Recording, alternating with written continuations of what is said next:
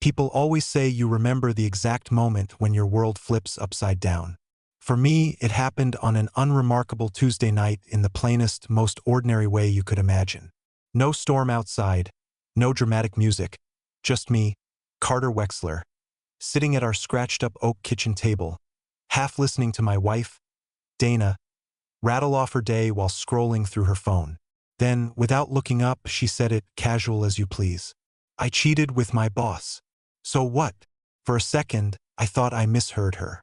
I even let out a little, awkward laugh, thinking she was making some awful joke, but she just kept scrolling, her thumb lazily dragging down the screen, her face lit by the cold, blue light of her phone.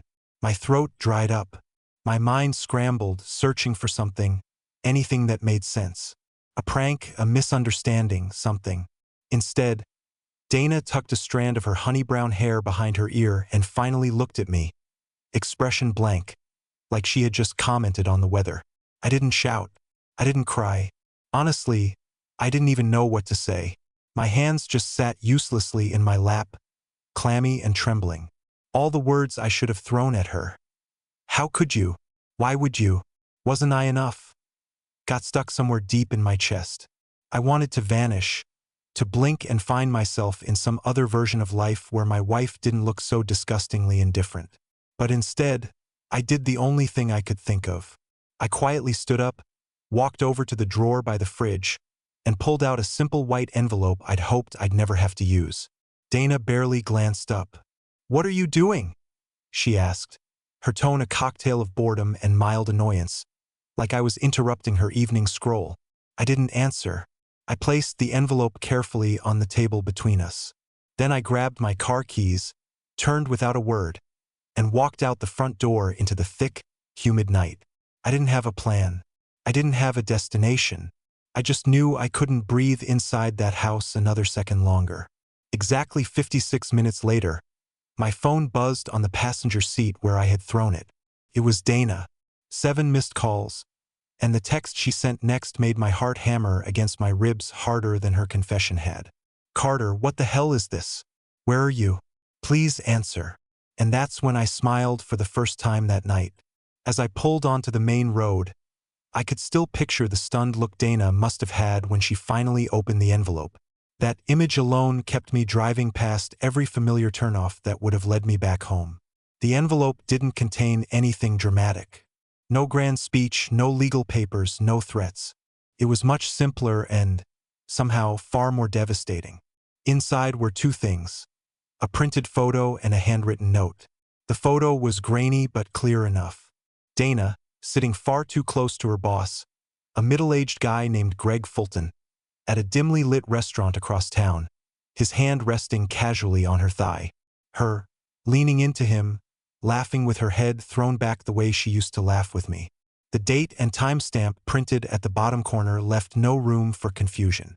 2 Thursdays ago, the same night she'd claimed to be stuck at a late client meeting. And under the photo, the note, short and cutting, written in the same hand that once pinned love letters to her. "Congratulations. You threw away everything for this. Good luck." I imagined her picking up that photo, the blood draining from her smug face, the reality crashing into her like a freight train. She thought she was the one in control. She thought she had the upper hand. That night, for the first time in months, I finally felt like I had taken something back. My dignity, my peace. I kept driving until the city lights shrank in my rearview mirror, until all that was left were long stretches of highway and the occasional blinking sign for a cheap motel. My mind spun with questions, memories, anger, but underneath it all was a strange, almost numbing calm. It was like my heart knew before my head did. This was the beginning of the end. My phone buzzed again, pulling me out of my trance. It was Dana once more. Another call. Another frantic message. "Carter, what is this? Where are you? Please come home.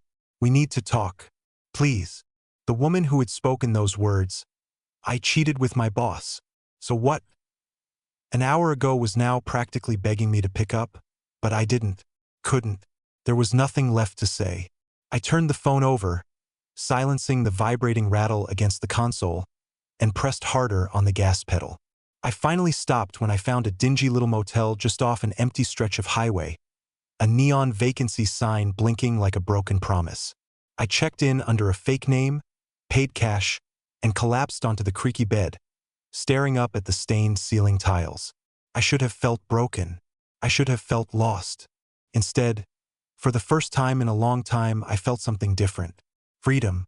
That night, as I lay awake listening to the sound of trucks rumbling past on the highway, my mind began weaving the threads of a plan. A plan that would make Dana realize just how badly she had miscalculated.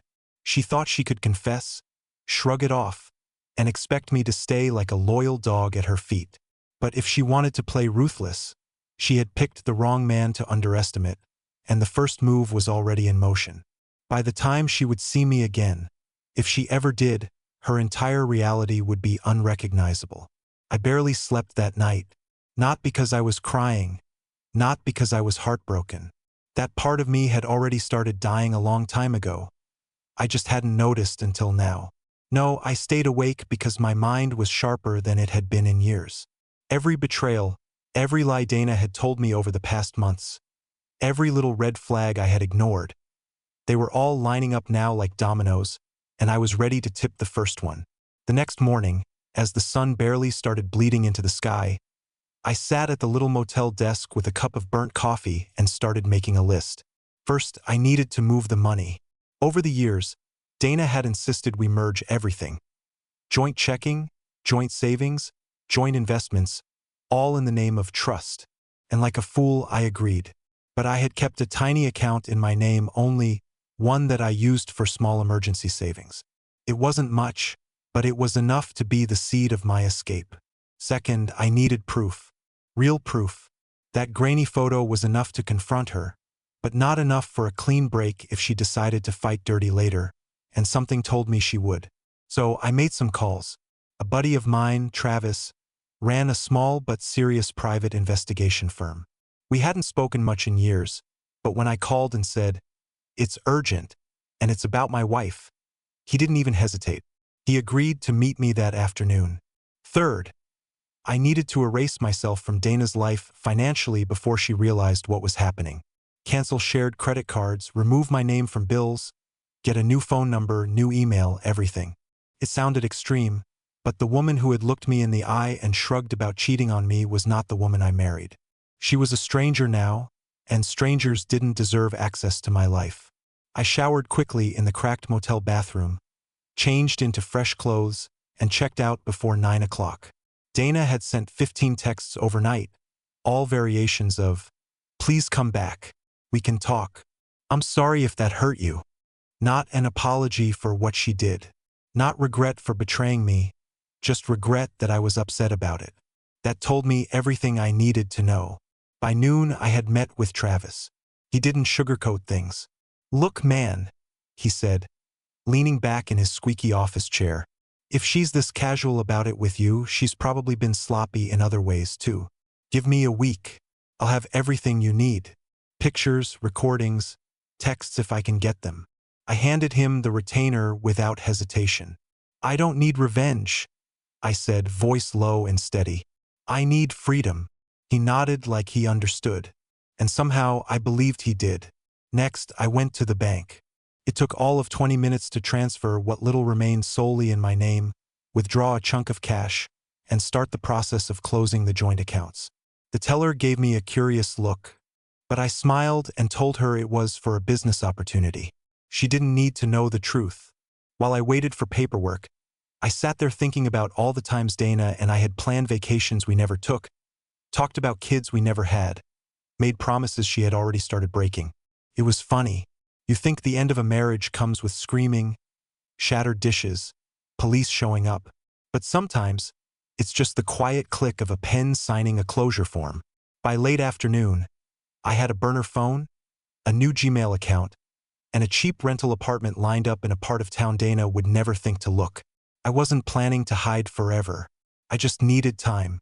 Time to gather everything, set it in motion, and then walk away without leaving her a single thread to pull me back in. As the sun started setting, my real phone buzzed again. Dana. This time her message wasn't frantic.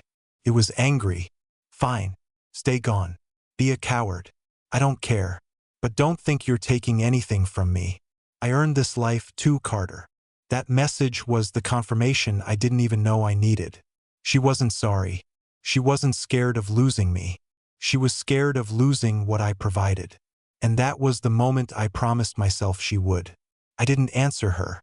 I simply turned off the phone, dropped it into a trash bin outside the bank, and drove toward my new life, away from the wreckage she had lit on fire with 5 careless words. And she still had no idea that the next thing I had planned would make her understand exactly what she had thrown away. 3 days passed without a single word from me, and that silence did more damage to Dana than any argument ever could. Travis sent me updates twice a day, and every single one made the picture clearer, uglier. Dana hadn't just made a one-time mistake with her boss. She was practically living a second life behind my back. Private dinners, weekends at hotels when she was working late, gifts bought with our shared money. It was all laid out in brutal, undeniable detail. Travis even managed to record a conversation between Dana and Greg where she bragged about how easy it was to keep me in the dark, how soft I was, how I would never leave because I needed her more than she needed me. I sat in my rental apartment, lights off, phone in hand, listening to those words through earbuds. I didn't feel sadness. I didn't even feel anger anymore. It was something colder, like I was watching the final scene of a movie I had already seen a dozen times before. And this time, I wasn't going to wait for the credits. Meanwhile, Dana's world was beginning to crumble in ways she couldn't even see yet. She still believed I would come back if she guilt-tripped me enough. I knew her patterns too well. I saw it unfold through the messages Travis intercepted, the love-bombing texts, the sudden change in tone from rage to desperation, the pathetic half-apologies filled with, "If I hurt you," and "You're overreacting." She had no idea that while she was scrambling to get a reaction out of me, I was quietly filing the paperwork to dissolve our marriage through a lawyer. No confrontation, no warning. She'd be served by the end of the week. She also didn't know that I had frozen the accounts, canceled her access to the joint savings, and shut down every shared line of credit she might have leaned on when the money started drying up. But the final blow wasn't financial. It was something much simpler, something that would hit her where it hurt most: her reputation. You see, Dana's entire identity revolved around appearances. The perfect couple, the beautiful home, the successful husband, the glamorous businesswoman image she had so carefully crafted around her role at Greg's company. And thanks to Travis, I had exactly the right kind of evidence to quietly send to human resources without my fingerprints on it. Anonymous delivery, no threats, no blackmail, just pure, undeniable truth. A neatly packaged envelope containing printed transcripts of Dana and Greg's conversations, hotel receipts billed to the company card, and screenshots of emails that no married woman should have been sending her boss at 2 a.m. By the time she even realized she was losing me, she would be losing everything else, too. I spent that 4th evening at the small apartment, packing up a few more essentials into a bag. A few clothes, my laptop, some personal files, and rehearsing what little I had left to say to Dana when the time finally came. Not that I planned on saying much. She had already said everything necessary in those 5 casual words she tossed at me across the kitchen. As night fell, the loneliness started creeping in, whispering ugly things in the dark corners of my mind. Memories of our first apartment together, cheap ramen dinners on the floor because we couldn't afford a table yet. Nights we stayed up talking about dreams we hadn't lived long enough to break. The woman she had once been, the woman I had once loved, flickered in my mind like a dying candle. I let myself feel it for exactly 5 minutes. No more. Then I blew it out. I wasn't going back. Around midnight, my new burner phone buzzed. It was a number I didn't recognize at first. Against my better judgment, I answered. Dana's voice came through, raw and ragged. "Carter, please. Please talk to me. I messed up. I know I messed up. I was stupid. It didn't mean anything, I swear. It was just a mistake. You can't leave me like this. Please just come home. We can fix this. We can go to counseling. I'll do anything. Please, Carter. I love you. I love you." I stayed silent, listening to her sobs leak through the receiver like static. There was a time, not long ago, when those words would have shattered me, when hearing Dana cry would have broken every wall I was trying to build around my heart. But that time was over. I hung up without a word, turned the phone off, and threw it into the motel trash can next to an empty vending machine.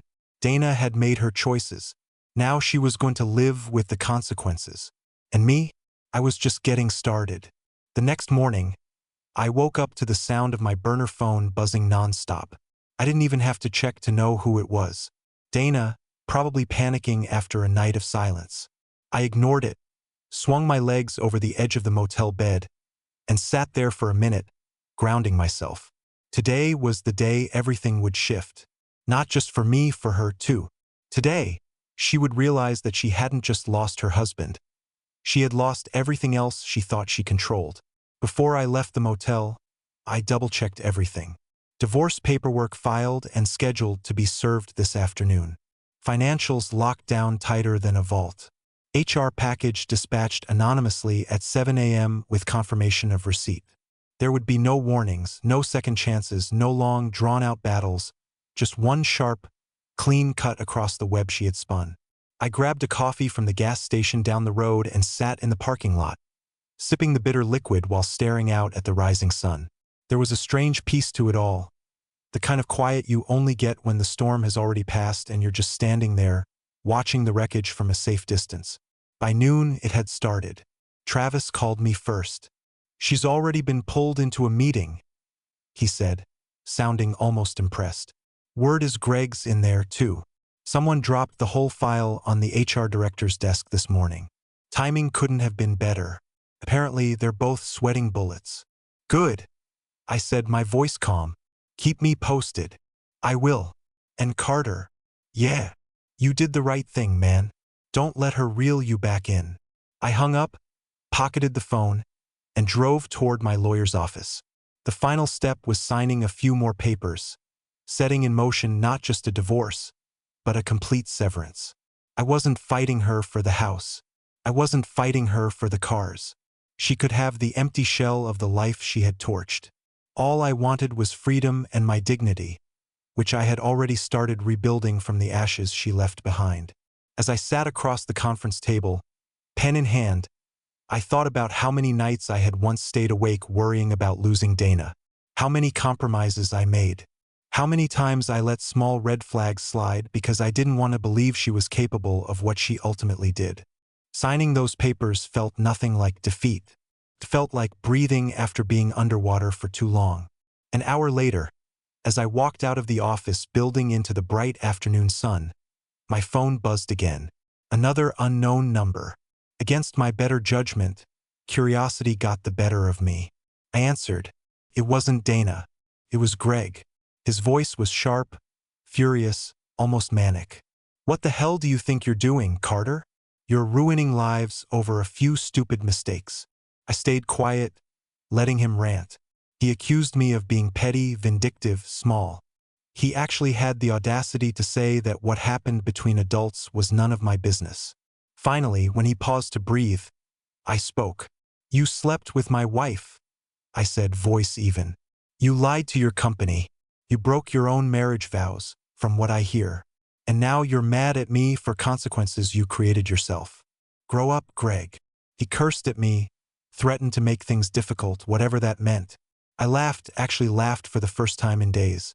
Then I hung up mid-rant and blocked the number. Let him stew in his own mess. I had bigger things to focus on. By the time the evening rolled around, Dana's world was crumbling faster than I could have imagined. Travis sent me a message. Greg had been suspended pending an investigation. Dana, too. And according to a source inside the company, rumors were already spreading like wildfire, not just about the affair, but about the misuse of company funds, the abuse of positions, the total collapse of the fake, perfect image they had built. And just like that, the life she had cheated to protect was falling apart. Not because I shouted, not because I fought dirty, but because the truth always finds a way to burn through lies if you give it a push. At sunset, sitting on a bench in a small park far from anywhere Dana would think to find me, I watched the sky bleed red and gold and thought about the last time I had felt truly free. Maybe before we got married. Maybe before I started sacrificing pieces of myself to keep her happy. Maybe even before I believed love meant staying silent while someone else slowly destroyed you.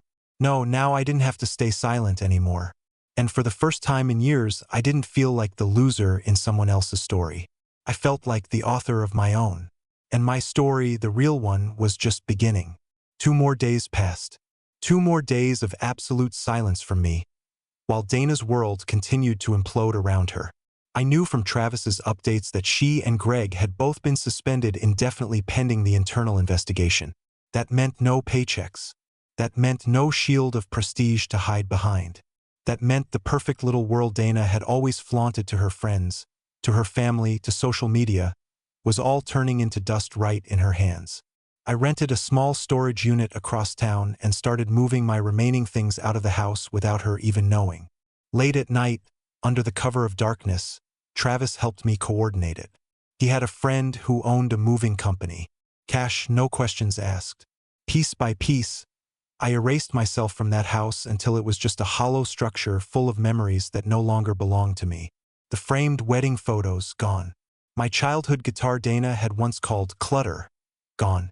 Every piece of clothing, every important document, every tiny fragment of my former life, packed and secured away. Meanwhile, Dana's messages grew darker. I didn't have to read them to know where they were going. Anger, denial, bargaining, desperation, the full spiral of someone realizing they're losing control. I caught glimpses of the messages when Travis forwarded screenshots to me. It was like watching a slow, inevitable car crash. I made a mistake, but it wasn't worth ending everything over. You're overreacting. If you loved me, you'd come back. You're ruining both our lives, Carter. Don't you see that? She still didn't understand. I wasn't ruining anything. She had already lit the match. I had simply stepped aside and let her watch the fire. On the 3rd evening, just after sunset, as I was sitting at a little diner, nursing a cheap coffee and flipping through an apartment rental guide, my new phone buzzed. It was a number I didn't recognize. I ignored it. It rang again and again. Finally, my curiosity got the better of me, and I answered just to hear how desperate she had become. It wasn't Dana this time. It was her sister, Megan. Carter. Megan's voice cracked through the line. Panicked. Shaky. You need to know Dana's not okay. She's losing it. She showed up at my house an hour ago, sobbing, begging me to call you. She's talking crazy, Carter. She's not making any sense. Please, just talk to her. I didn't answer right away. Part of me, the part that still remembered good days and late-night laughter and dreams we once shared, wanted to fold, wanted to rush back, find her, fix things like I always used to. But that part of me was smaller now, weaker, smarter. I'm sorry, Megan, I said quietly. I can't help her anymore. She made her choices. She'll have to face them. There was a long pause. Then Megan whispered, almost like she was ashamed. You deserved better. We all knew it. I never thought she'd go this far. Neither did I wanted to say. But instead, I just thanked her for letting me know and ended the call. About an hour later, as I finished my cold coffee and stared out the diner window at the empty street, headlights swung into the parking lot. Car I knew too well, our old Toyota. The door slammed, and there she was, Dana. She looked like a ghost of herself. Hair unbrushed, clothes wrinkled, makeup smeared under red-rimmed eyes. She stumbled across the lot, spotted me through the window, and rushed toward the door. I could have left. I could have slipped out the back and avoided the scene, but I didn't. I wanted her to see what she had done. Not to me, but to herself. She burst through the door, rushed to my table, and dropped to her knees in front of me like some tragic scene out of a bad movie. People turned and stared. The waitress froze mid-pour of coffee. Someone pulled out a phone to record. Carter, please, Dana sobbed, clutching at my hand, tears streaming down her face. Please, I'll do anything. I'll quit my job. I'll cut off Greg. I'll go to therapy. I'll sell the house. I'll move anywhere you want. Please, please don't leave me.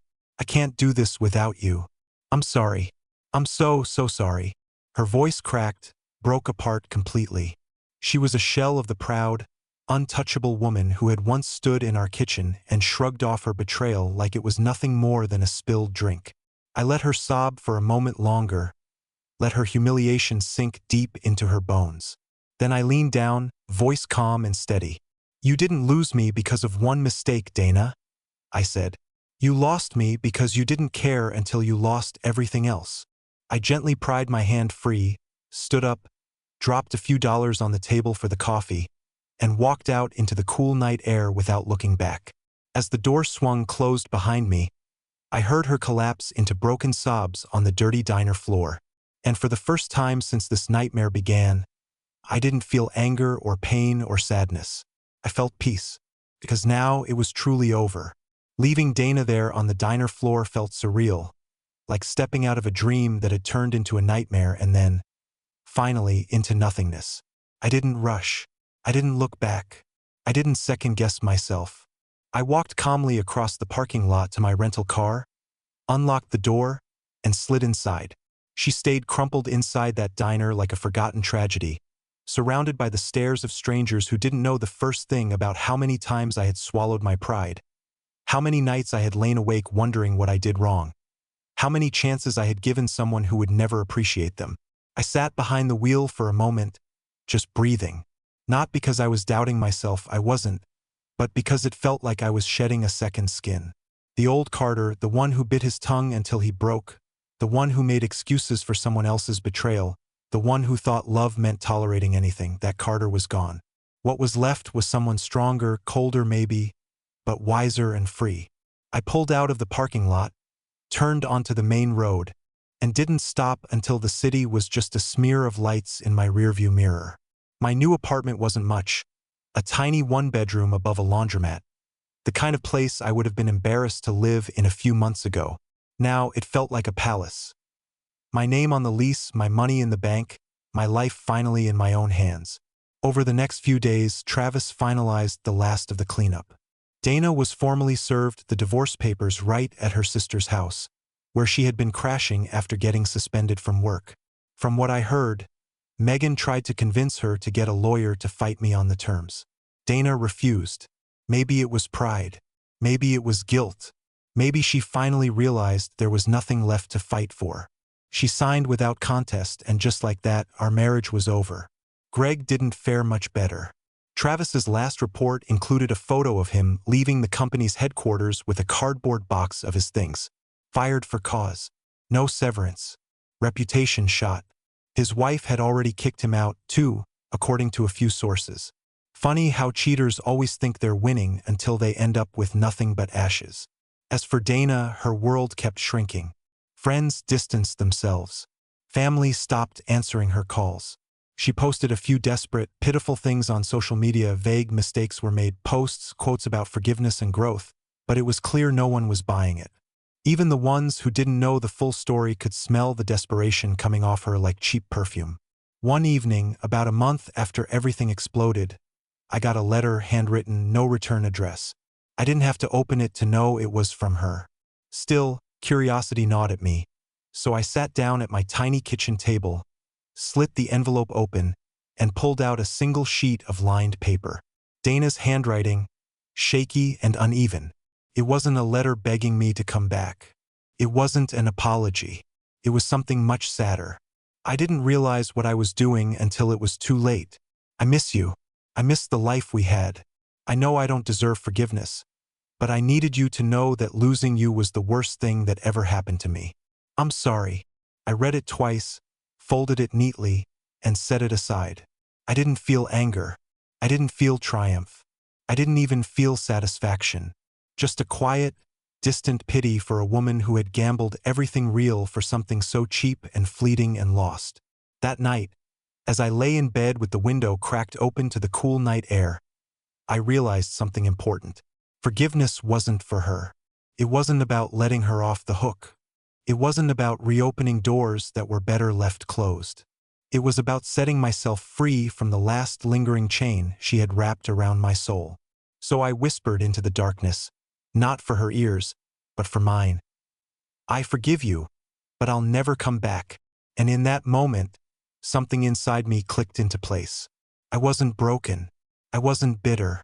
I was finally, fully, absolutely free. Weeks turned into months.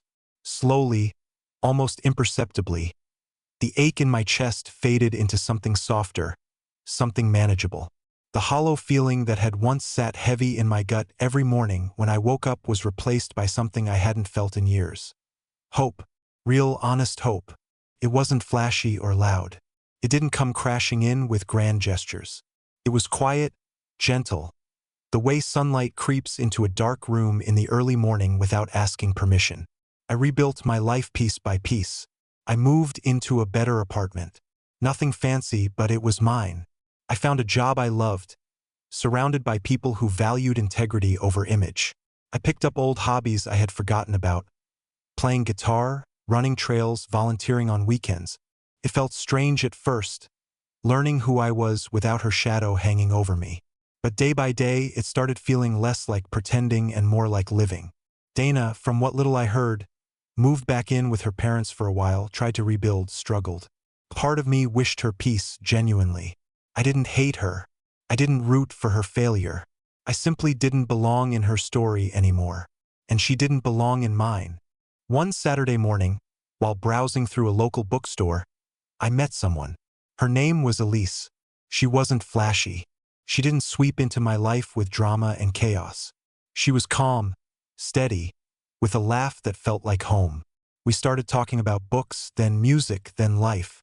No games, no secrets, just two people being real in a world that often forgets how important that is.